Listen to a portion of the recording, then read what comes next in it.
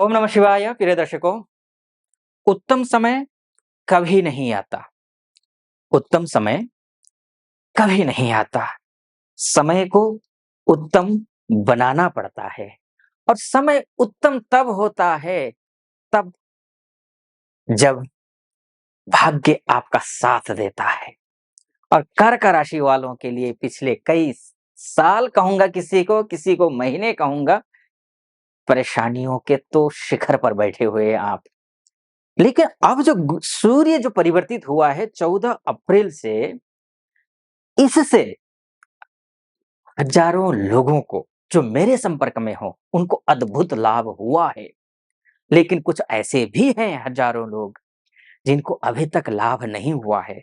और लाभ हुआ क्यों नहीं? क्योंकि उनका सूर्य कमजोर है। और मैंने उनको सलाह दी, ज्योतिषीय परामर्श दिया और कहा ये आप उपाय कीजिए।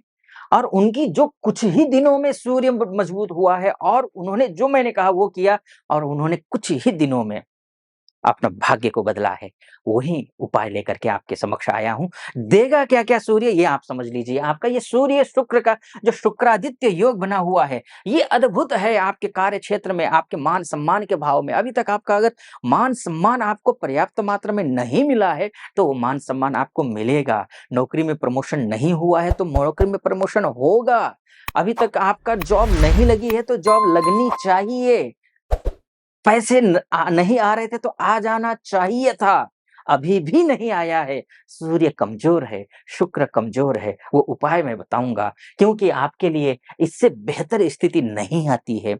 14 अप्रैल तक एक एक एक एक माफ़ कीजिए, 14 मई तक और 19 मई तक की स्थिति ऐसी है। 19 मई तक मानकर चलिए, खासकर इसे 5 मई से लेकर के वो उपाय क्या है वो आप पहले समझ लीजिए, उसके बाद क्या-क्या आपको मिलेगा ये उपाय करने से, ये मैं आपको बताऊँगा।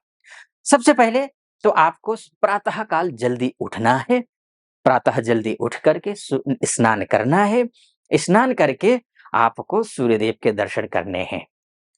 सनराइज़ होते हुए सूर्योदय काल के सूर्य के दर्शन करने हैं। सूर्य के दर्शन करके आपको क्या बोलना है, 12 आदित्य के नाम, सूर्य के नाम है। जैसे कि ओम सूर्याय नमः। अच्छा, ये जो मंत्र है ना, 12 मंत्र आपको डिस्क्रिप्शन में मिल जाएगा। तो वहाँ से कॉपी करके इसको रख लीजिएगा और इस मंत्र का आपको जप करना है, यानी कि सूर्य के आगे खड़े होकर के करना है ये। तो कौन-सा है मैं थोड़ा उच्चारण कर देता हूँ, उसी को आप दोहराइएगा।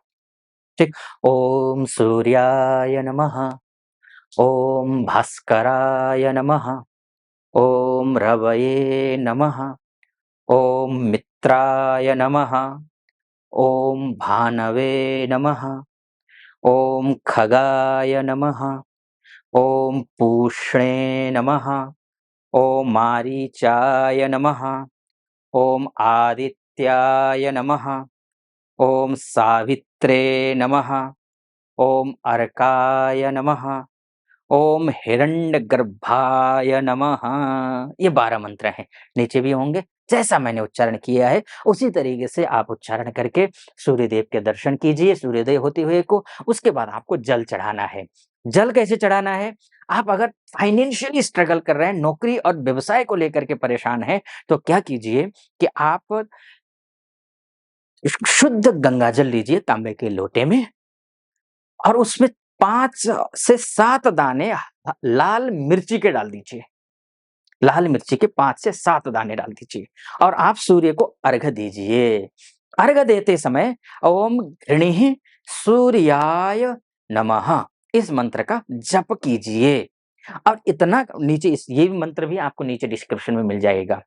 तो ये आपको करना है। अगर आगे बढ़ने से पहले पहली बार आप मेरा वीडियो देख रहे हैं या फिर देखते रहते हैं, अभी तक सब्सक्राइब नहीं किया है, तो सब्सक्राइब कर दीजिएगा, लाइक कर दीजिएगा वीडियो को और कमेंट बॉक्स में जाकर के महादेव का भक्त हूँ, कृपा आप पर भी बनी रहे, ऐसी मेरी कामना। ओम नमः शिवाय या 5 बार या 11 बार ओम नमः शिवाय या फिर हर हर महादेव ज़रूर लिख दीजिएगा।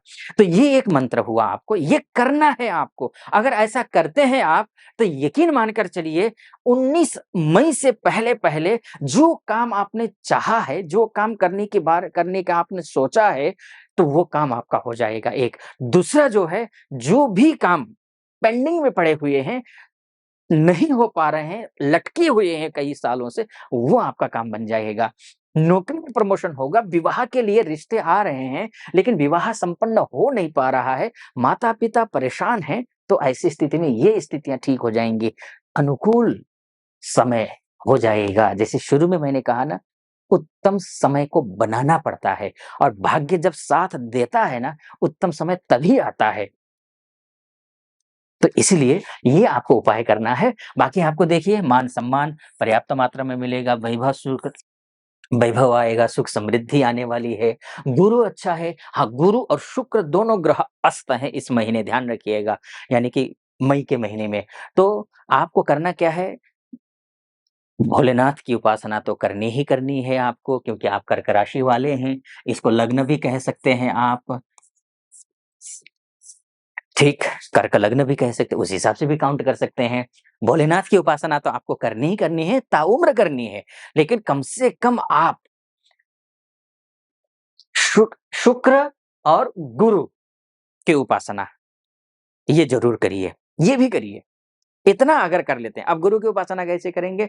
ओम नमो भगवते वासुदेवाय, इस मंत्र का जप करिए, तुलसी जी पर जल चढ़ाइए, संडे और एकादशी को छोड़ कर के इतना करना है आपको, उसके बाद जाकर के दुर्गा जी की पूजा करनी है।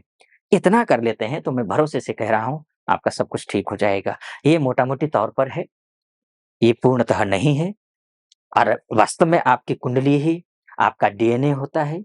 अगर आप अपनी कुंडली के बारे में जानना चाहते हैं, तो हमारे प्रतिनिधि से बात की इस नंबर जी जो नीचे नंबर होगा ना, उस नंबर पे कॉल कीजिए, हमारे प्रतिनिधि से बात कीजिए। प्रतिनिधि से बात करके मुझसे बात करने के लिए आप अपॉइंटमेंट ले लीजिए और निर्धारित तिथि पर आपकी मेरी बात हो जाएगी।